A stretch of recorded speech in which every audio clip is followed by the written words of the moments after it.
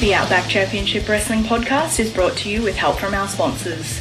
Hungry Jack's, Lancel Square, the burgers are better at Hungry Jack's. Orchard & More, barristers and solicitors.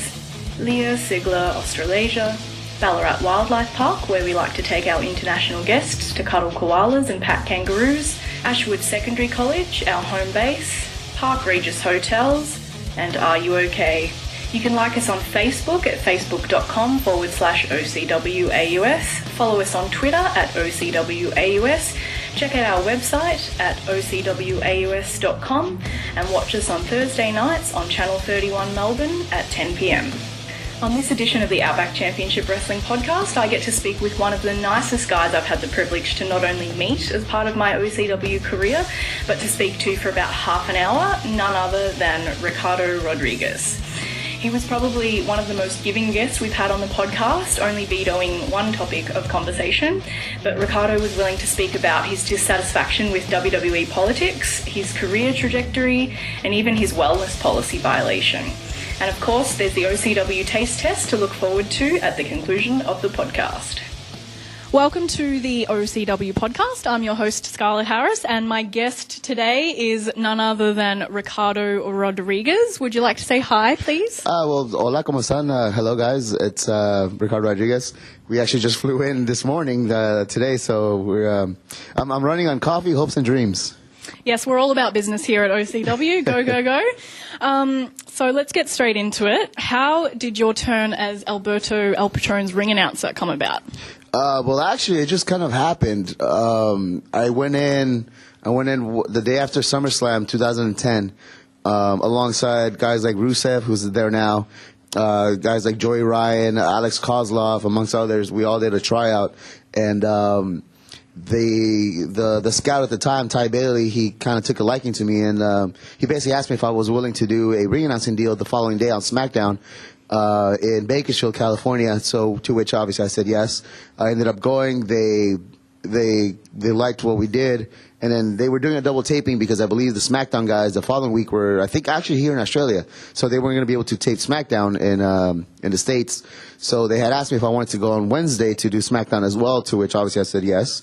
And then from there, that night, actually, Alex Kozlov worked Alberto Del Rio, and the both of us got hired on the spot, and so did Rusev.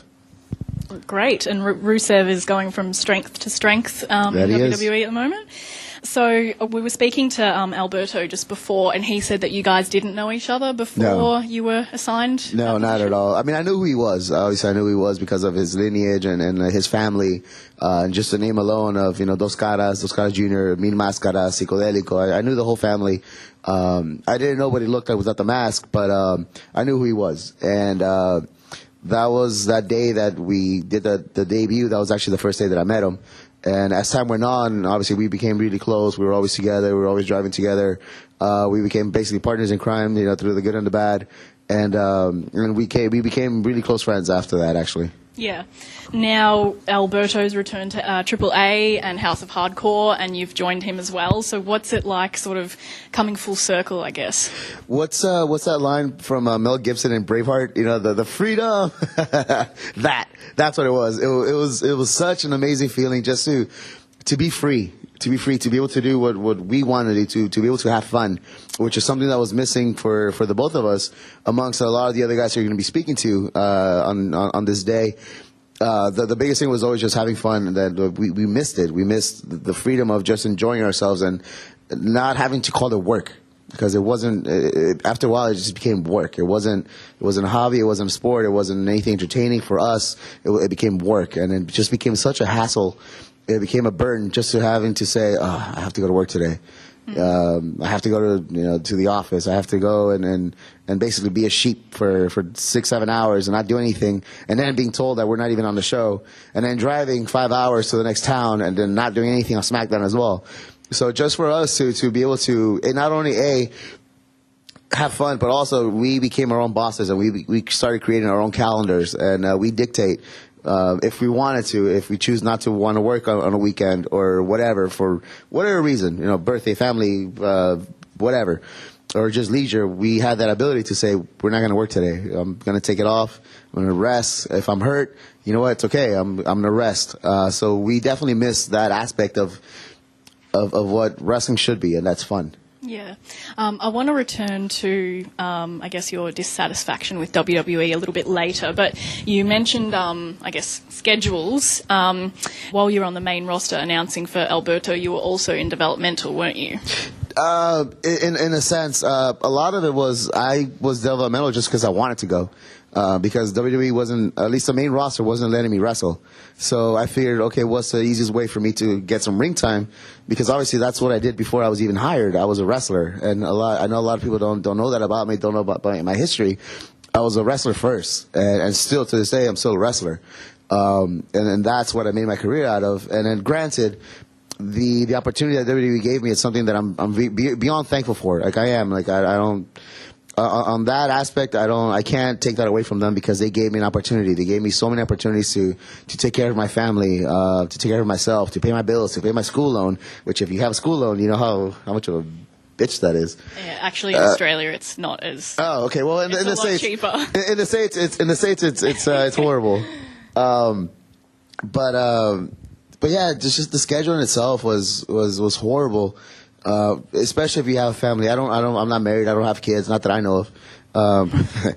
So I didn't have that. I didn't have that in the back of my head as much as some of the guys who have families, kids, wives, husbands, whatever. I didn't have to worry about that, but I can see the frustration in some of their faces that they're gone. I think for me, like the longest was like 25 days that I was gone from home. And then if I had a family, obviously that would be that'd be hard, especially when we did these tours. We would do Raw, the house shows, Raw, SmackDown, go on the tours for 2 weeks, come back, house shows, Raw, SmackDown, and then go home. And then we're only home for 2 days, and then back out. So that became a frustration for a lot of guys. I know for me, it was a little different. It was still frustrating. It was still hard, but it was frustrating. And to a degree, I wouldn't trade it because obviously we chose this lifestyle. It's something that we picked, and it's what made us what we are now. It's kind of what helped us get to the point where we became, in not to sound egotistical, but we became recognizable, which helps, especially after being with WWE and doing independence and doing our own thing and finding gigs on our own. Just having that name and then just that resume kind of helps out a lot. Yeah. So after, I guess, your partnership with Alberto was dissolved in WWE, you did some announcing for the Spanish announce team, right? And I know you announced WrestleMania 30 last year. What was that like? You know what? Like the Spanish announcing thing, that wasn't something I wanted to do. I mean, I was grateful for it because it's something, and they're giving me something to do. It's a responsibility, which is great, but it's not where I want it to be. Obviously I want to be in front of the camera, whether it's wrestling or whether it's, doing like the manager stuff or whatever. I just want it to be in front of the camera. Because obviously that's where the money's at. And I'm grateful for the opportunity to do the Spanish commentary, and I was beyond thankful that I got to call on the Spanish commentary side, Undertaker's match with Brock Lesnar, that whole entire night with Daniel Bryan and the fight that he had with Triple H, and then against Randy Orton and Batista. Like I was there for that, like right in the front, which was great. It was a great experience, and especially like the Undertaker part. So it was a good experience. Not exactly where I wanted to be, but I'm beyond thankful for it.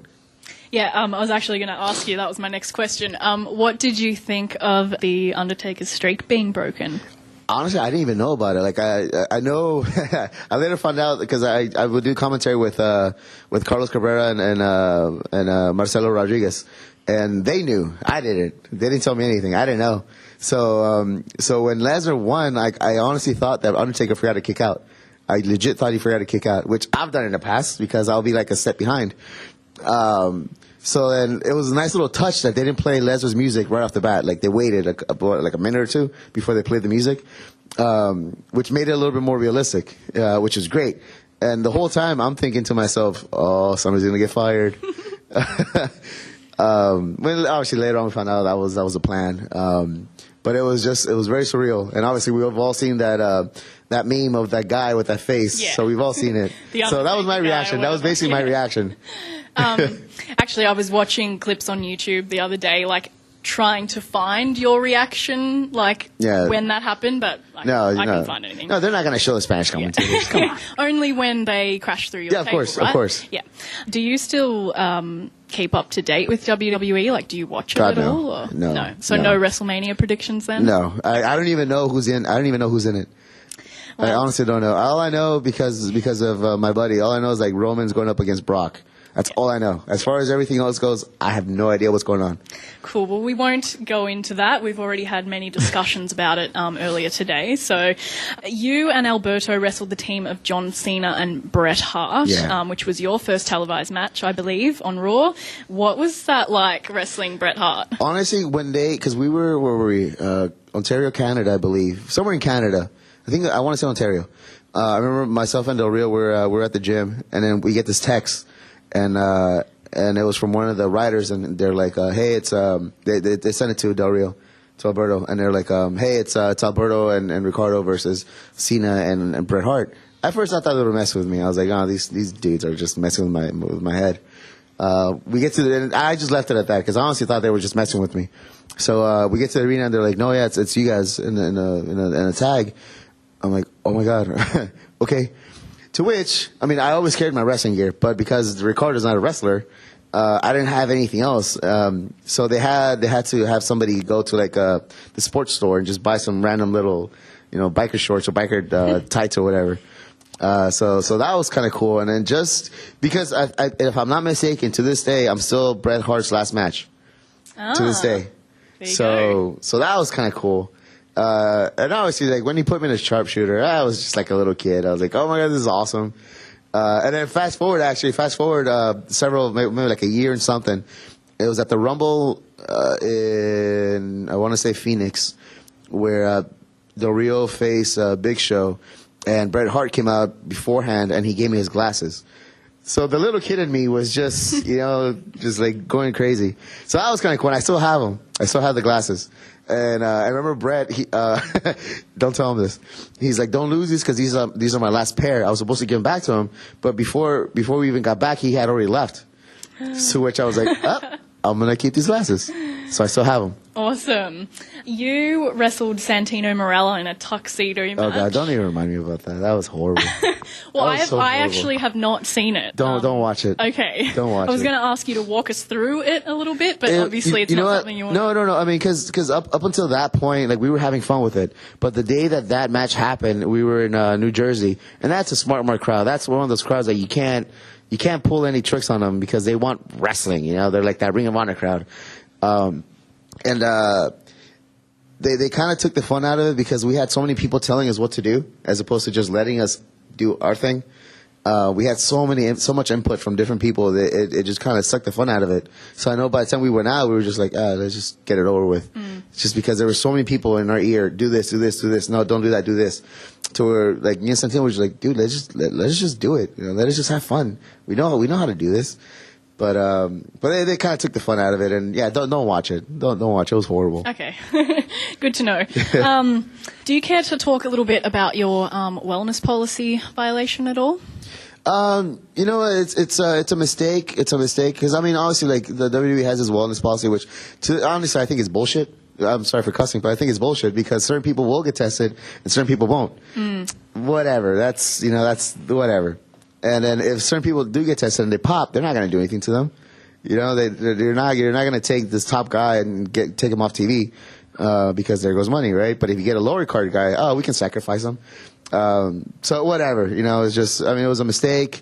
I wasn't up to date on what was on the ban list because every day they add something new and you're unaware because they don't tell you.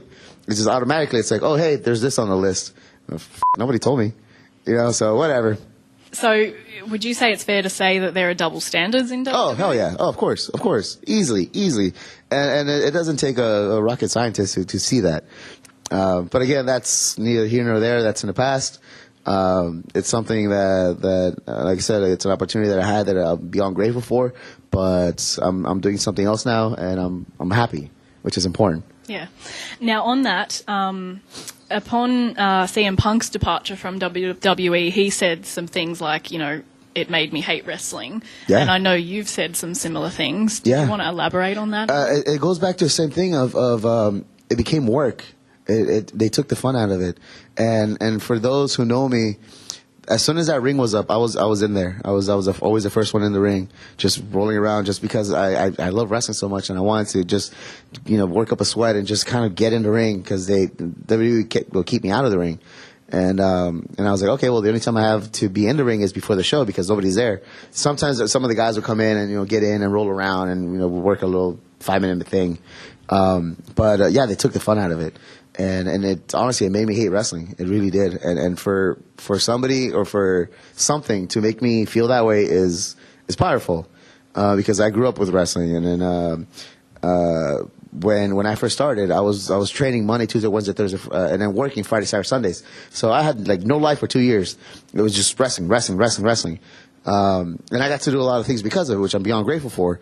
So for something to make me hate wrestling, that's definitely something. So how did you get from there to here? You're in Australia. I assume you want to be here, and you're, happy wrestling again, I guess? Yeah, no, definitely. Beyond happy. And it goes back to what I was saying earlier, just the freedom of being able to do whatever the hell we want to do. I don't have anybody telling me do this, do that, do this, don't do that, don't do this. Obviously, if I have like a veteran in the locker room with me, I'm going to ask for their opinion. But they're not going to dictate how I work, because I've been doing this for so many years, and for something that a lot of guys don't even know, I was training their guys on the main roster. I was training the guys down at NXT. So I think, and then again, not to toot my own horn, but I think I have an idea of what they wanted or what they were looking for as far as that aspect goes. So, and like I said, I got to work with a lot of great people, and just some of the agents that we had, Dean Malenko, Arn Anderson, even Michael Hayes, just picking their brains was amazing. Ricky Steamboat, Norman Smiley, those guys, just to pick their brains and just understand why they do certain things. You start picking up on things, on vibes, and why, which is the important thing. Why are we doing this? Yeah, pretty much. So after you sort of parted ways with Alberto, you went down to NXT. What was that like? Well, it was like I was saying though, I was already there. I was there all whenever they needed somebody. Even when I was with Alberto, because I lived maybe 10 minutes away from Full Sail University, which is where they film NXT. So anytime they needed somebody extra, hey, can you come down? Yeah, sure. I mean, I'm not doing anything until it's Thursday. I fly out tomorrow, but whatever. So they would always call me. So I was doing that consistently, back and forth. And then, and when it came to training, I was going on my own. I was going by myself because I just wanted to get in the ring. It got to a point where a lot of the guys that weren't being used would start going to NXT or to training to the Performance Center and just roll around. And then they came up with the stupid rule that, and this is beyond stupid, that we can't go training without a trainer there to watch us, to supervise us, which is beyond stupid because A, we're already trained, and B, if we're gonna get hurt, we're gonna get hurt regardless, whether there's somebody there or not. I got hurt with a trainer there by one of the football guys. So I've been wrestling for 8 years, and up until I got there, I was never hurt by anybody else. I've done stupid stuff to myself, but I've never been hurt by anybody else. And up until when I got to WWE, just because a lot of guys that they have there are not experienced, or they don't have any background in pro wrestling. So if we're gonna get hurt, we're gonna get hurt regardless. So and then they came up with well, if you're gonna come training, you have to do the whole training session. It's dude, you're taking the fun out of this. I was I would go on my own time, blow myself up, go home on the days that I was home. And then they took all this fun out of it, and then it became it got to a point where when I was in the announcing thing, they're like, hey, you know what, you should probably go to NXT since you live there and you're home during the week. They never told me I have to, right? They just say you should probably go, or it would be good if you went. So I started, but I would go one day I wouldn't go just because I'm home. I want to spend time at home and enjoy myself while I'm home. And then they started scolding me because I wasn't going, to which in my head I'm thinking, you never told me I have to go. Secondly, are you going to give me more money to go? So are you going to give me back a developmental contract? You're taking money from me as it is, so are you going to give me more money for going? Whatever. So it was a double-edged sword because the only good thing about it was I got to train with Norman Smiley a lot more. And if anybody's familiar with him, he is an amazing person, an amazing wrestler. Just from his time in Mexico to his time from obviously from Europe. So that was a good part about it.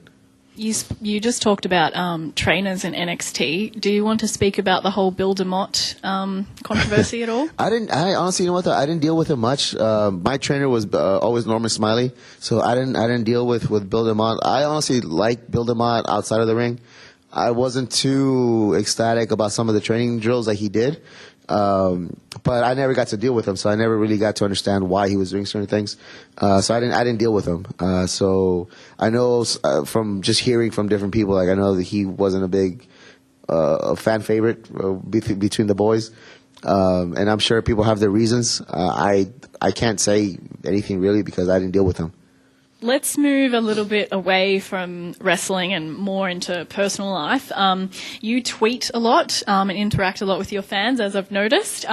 Where do you draw the line between like private life and, making yourself available to fans? Well, if it's something pertaining to, obviously, if I mention something, for instance, I'm a big soccer football fan. Manchester United since I was a kid, whatever. So when I'll tweet about the games, that I'm watching. If it's something that's, social, that's out there, like, if somebody asks me about it, yeah, sure. When it comes to like, if somebody starts asking me questions about my family, that's like, no, don't bring my family into this. They have nothing to do with this. You don't know my family. Or whenever like a fan starts tweeting me by my real name, it's like, dude, I don't know you. Like, who are you? So, outside of that, if it's something that I feel is too personal, I just won't answer it. Just plain and simple. Sure. So, that's pretty much where it is. So we were speaking to Alberto earlier, whom we believe, he couldn't remember, but Wikipedia says it's the case, so we'll take Wikipedia's word for it, that his in-ring debut for WWE was in Brisbane. Did you accompany him for that at all? WWE? No. So you've been to Australia before? No, it was my first time, actually. It's my first time. Yeah. Wow. So I know you flew in today. Yeah. So what have you been doing in the few hours between then and now? Between the airport, the hotel shower, after the shower, straight here. So I haven't done anything. I've just, airport, hotel shower, get dressed, come here. And then you're on to Perth tomorrow, right? Yeah, tomorrow. And what about Perth. that? Do you at least have some free time in Perth? I honestly don't know. Okay. I don't know. They haven't given me my schedule, so I have no idea. Well, I hope so, because I want to go hug a koala. That's all I want. Yeah. I just want to go hug a koala. Well, speaking from experience, there's not a lot else to do in Perth apart from like go to the zoo. Mm-hmm. So hopefully you can do that. The only thing they told us, one of the gentlemen earlier was like that we're probably gonna die because there's so many things that can kill us in Perth, animal-wise. So we're probably going to die. Well, main thing, don't go swimming. I heard because of the sharks. Yeah. Although Drew has a fascination with sharks, so maybe he will. So you've never been to Australia before, so you probably haven't had a chance to taste any Australian foods, which we like to get our wrestlers to do. So let's... we've got a few things here. You know who told me about this? Emma. Tennille. She told me about this. She's like, you have to try this. Well, do you want to try it then? Sure. And he's pointing to the packet of Tim Tams for those at home. We also have some Milo and a caramello koala. Oh, and Vegemite. Okay. Which the guys... I gotta take a picture of this. I'm going to send it to her. The guys have not liked Vegemite, so you might want to have that next, and then there's some nice chocolate later to chase it down with. Can I get... I've got that. And, shit, I didn't bring a spoon. This is awesome. It's not bad. And you know what? I don't like chocolate, but this is actually good. What? Yep. It's actually good. Yeah, so all of it is pretty chocolatey, except for the Vegemite. I don't mind chocolate milk and that kind of stuff, but just chocolate. I've never been a fan of. She's feeding me. What is it? Cream? Milk? Yeah, it's milk. It's Milo though. That's it's this. That's the main part. You got to have it with milk though.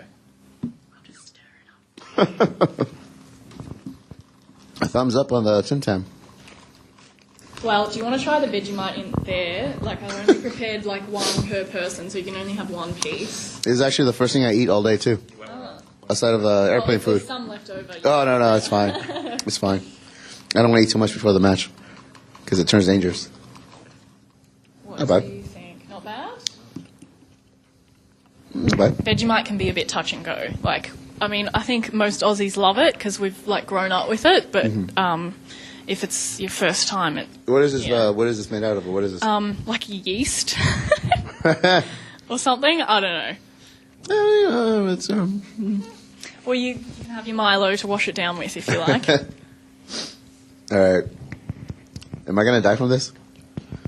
No, not at all. It's pretty yum. Except I don't really stir it that well, so excuse the chunks if there are. No, that's any. fine. All right, and one final thing is the caramello koala over there, and Jason, our sound guy, expertly unwrapped it for you. I'm gonna eat a koala. I just wanted to hug one. I'm gonna eat one. Oh God, I didn't know it had cream inside. Yeah. Caramel. Yeah. All right. Not bad. So if you don't get to hug a koala, at least you can say you ate I a ate one.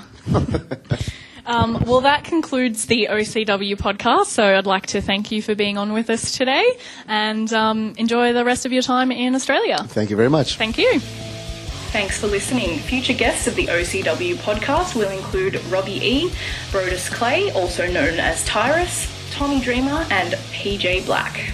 Don't forget to check out our sponsors, Hungry Jack's Lancel Square, the burgers are better at Hungry Jack's, Orchard and More, barristers and solicitors, Leo Sigler Australasia, Ballarat Wildlife Park, where we like to take our international guests to cuddle koalas and pat kangaroos, Ashwood Secondary College, our home base, Park Regis Hotels, and Are You OK? Stay tuned to our Facebook page at facebook.com/OCWAUS, Twitter at OCWAUS, our website ocwaus.com for further event and podcast announcements, and tune in to us on Channel 31 Melbourne on Thursday nights at 10 p.m.